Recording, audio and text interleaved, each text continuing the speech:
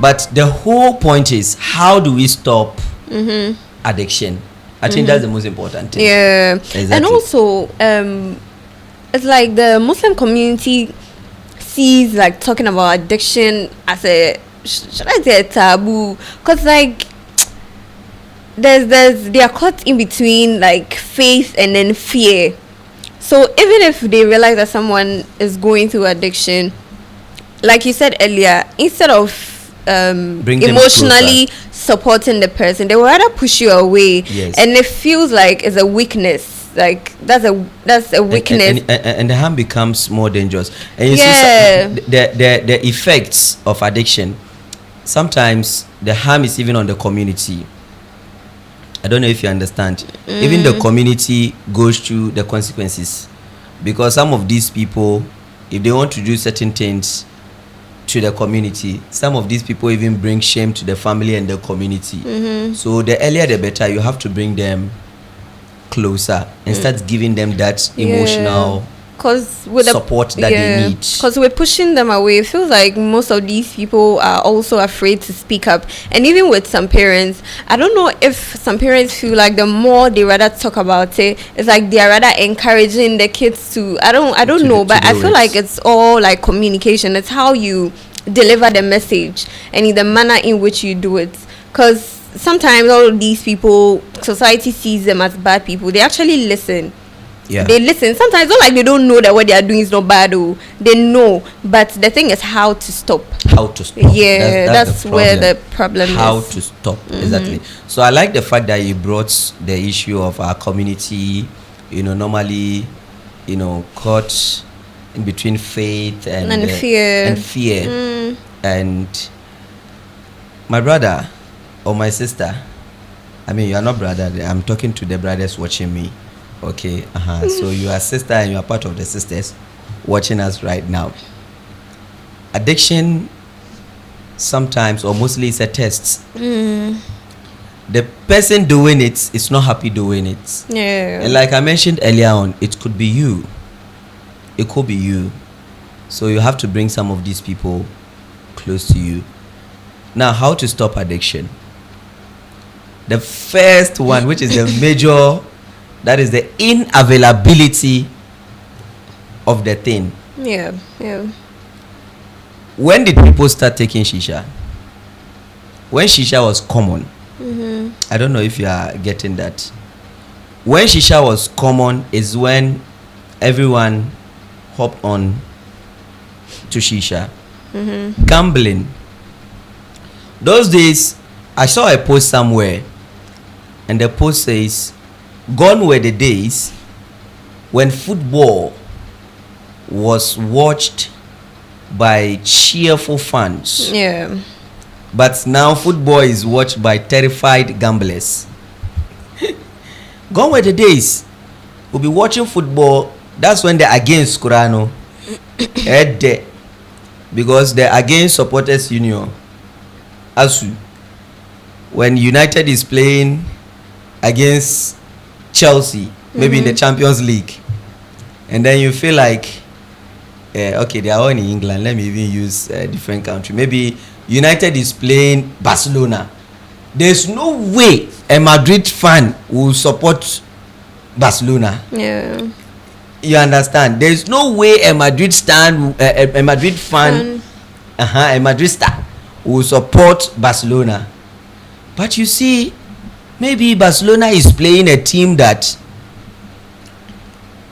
there's every possibility that Barcelona will win that team. And you're a Madrid fan, you want to go and bet. You bet with Barcelona. And now you that those days, if they score Barcelona, you are happy, Now you want Barcelona to win the match so that you get your money. So I'm saying the unavailability of the thing. So if there is no gambling at all, you see, nobody, if there's no these bets and what have you, people will not even go and do it in the first place. But as long as the thing is there, you can advise them, but they will still sneak. People can use their phone, go into the room, and then watch.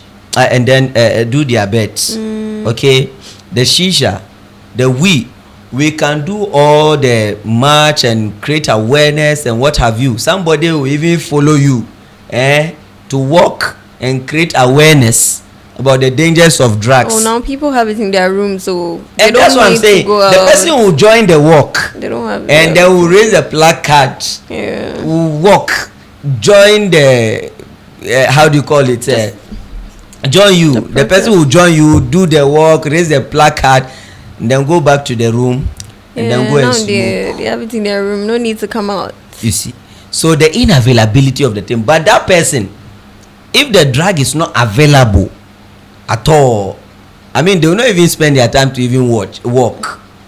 Maybe the walk will be necessary when the thing is not there, but people find, like, go through serious means to bring it, to smuggle it and bring it. Then that one we raise awareness. Then we don't even go there at all, because the thing is not even common. It's not even common. You don't see it with your own eyes. Talk less of going to take it and then being addicted to the thing. So the unavailability of the thing. Talking of pornography, now I know it's possible to control the internet with what goes and what comes in, right? I mean, there are social media platforms that you cannot post certain content, which tells you that in a way it can be controlled through the media. And then, countries even have their policies. Yeah. Countries have their policies. And all these boils down to the unavailability of the thing. So if you have a policy, just like some of these platforms, their policy, you cannot post some of these things there. So if we are able to control it generally, there are certain contents. My sister, now even TV stations, the mainstream media, there are certain programs that they do, and they bring women in the studio. Yeah, I've heard of. Yes, half naked women in the studio, and they call it sexual education. I'm sorry, this is not sexual education. And even on cartoons, like, is that bad? It's very bad. So all these things, yes. So the person watch, and you end the show, and then they will not take their phone and be like, "Let me go and continue there." Yeah. There are instances people even bring a man and a woman in the studio to be doing demonstration. And you look at the dressing of the woman, okay? I'm not saying she's naked, though, okay? And then the man, they'll be doing demonstration in the studio. And they say, oh, this one is for married couple. Married couple, they are sleeping and they are even doing the thing you are teaching them to do. They are already in bed doing the thing that you are teaching them to do. You cannot teach the married people how to do the thing. You are now,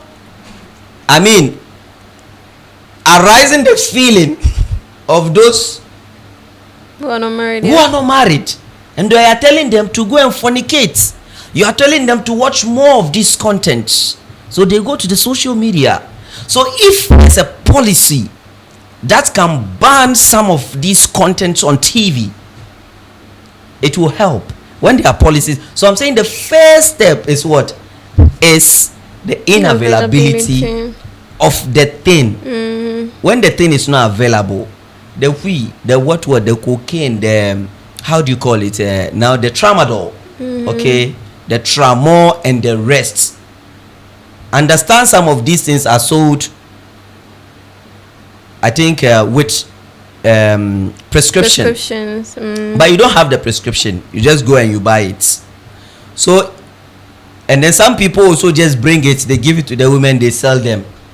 So you ask yourself, how did the thing get into the country? Yeah, because now you don't even need to go to the pharmacy. When you're walking through the market, you see people sell drugs. Thank you. So how did the thing get to the market in the first place? Yeah, it's true. So if we have strict measures on some of these things, without how your it license, comes, you can't get these. And then those who are selling it, why are you selling something that is supposed to be sold in the pharmacy? And then maybe we arrest this person, we jail the person, let's say some 20-25 years. the next person will not go and do it again. So you see, you've cut the whole long story short. So in the community, you know, this woman is selling it, okay, and then they've arrested the person. 25 years. If you wake up, you not go and get it there. So it's not available. I'm not saying that still people will not get it. They will get it, but you see the inavailability of the thing, it will not even bring us here.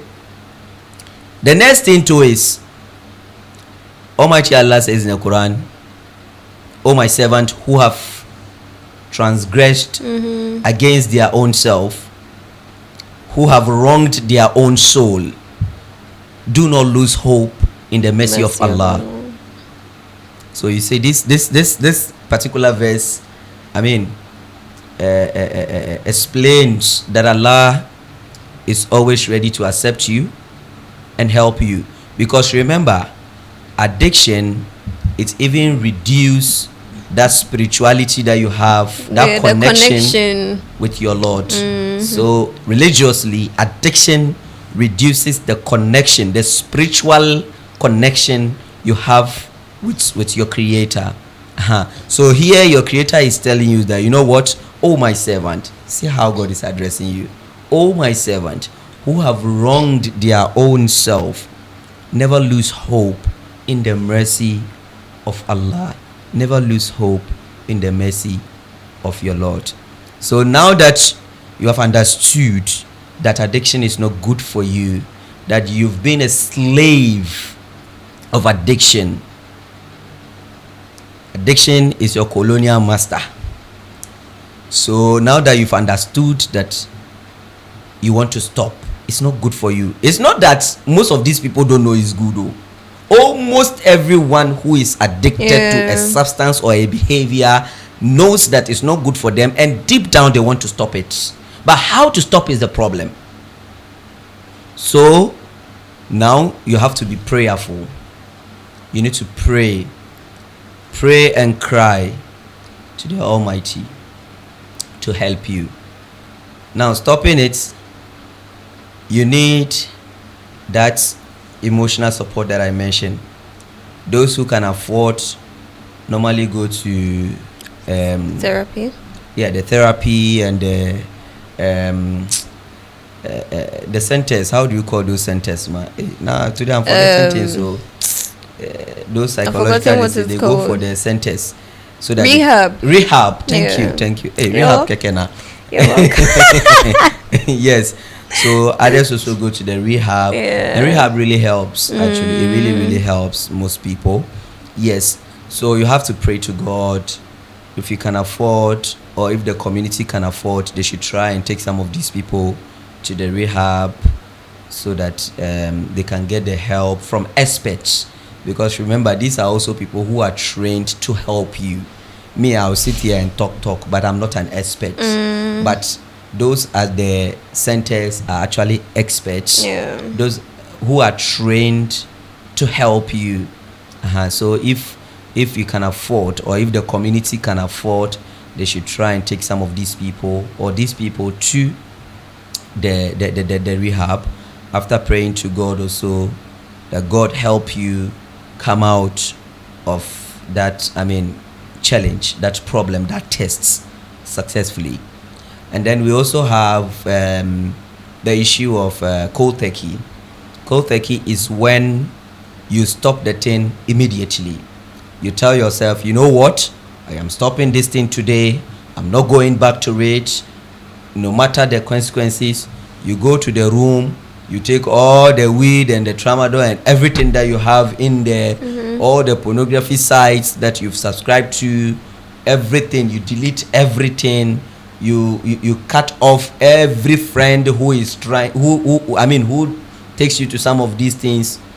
You cut all of them off. You burn everything that makes you get access to some of these things. You didn't say go and give it to somebody. No.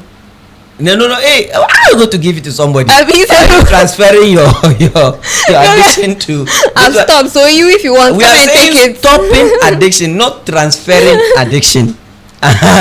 So you cut everything off. That's the stop taking. But it's very difficult. Experts say that this is the difficult but most effective measure. So you stop everything 1 week, like 2 days. You feel like going to it. You still control yourself. You pray hard to God. A week passed by, 2 weeks, 1 month.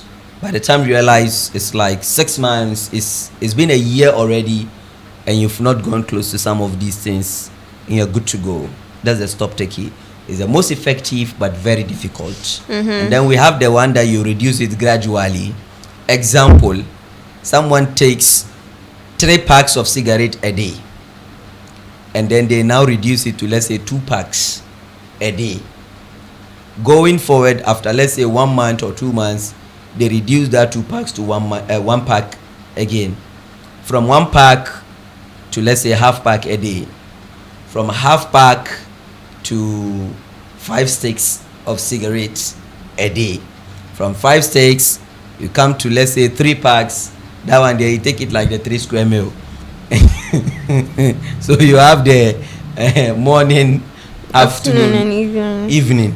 And then going forward, then you now skip. You do maybe 101 or 110 or 011. You know that system. Which one do you do? For what? The meals, man. For meals. We have 10. That's 101. Yeah, no, I'm asking for what, so that I know what you're talking about. 101 is when you eat in the morning. You don't eat in the afternoon. Then you eat in the evening. And then we have the 011. They combine the lunch and the breakfast. That's the 011. Yeah, do like 111. You are 111. Like, okay, 111. Not 3, like 6. Okay, so let's come back to addiction. But so, it's not showing my voice. So yeah, it's not showing you anything. Your voice, your size, your everything. Anyway, that's just by the way. So they reduce it to, let's say, 2 sticks a day, maybe 1 stick a day. Sometimes 3 days you take just 1 cigarette. 1 week 1, 1 month 1. After 1 month, anyone who is able to stay 1 month without cigarette there, at least you should be able to stay your entire life without cigarettes. And then not only cigarettes, to all the other addictions. It could be pornography. If you watch porn every day, every minute, so you don't have anywhere to go. You pray. When you pray, and then you now start advising yourself, you reduce it small. When you reduce it small, be reducing till it gets to a time. Everything you start lowering your gaze to. Very effective. It's very good. And then the last thing, Osama, is to be in the company of good people. Yeah. Yes, because when you are in the company of good people, it really help you so much.